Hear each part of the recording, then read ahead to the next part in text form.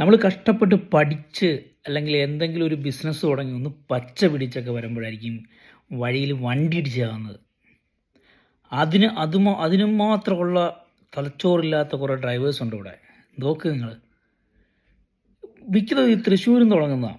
തൃശ്ശൂർ ഗുരുവായൂർ, തൃശ്ശൂർ പാലക്കാട്, തൃശ്ശൂർ കോഴിക്കോട്, തൃശ്ശൂർ എറണാകുളം. ഇവന്മാരൊക്കെ എന്താണ് എനിക്ക് മനസ്സിലാകുന്നില്ല. ഇവന്മാർ എന്ത് ടൈമിംഗ് ഇല്ലാത്തതുകൊണ്ടാണെന്നൊക്കെയാണ് അവർ ന്യായീകരിക്കുന്നത്. എങ്ങനെയാണ് സർക്കാർ അത് ടൈമിങ് ഗ്യാപ്പ് ഇട്ട് കൊടുക്കണം.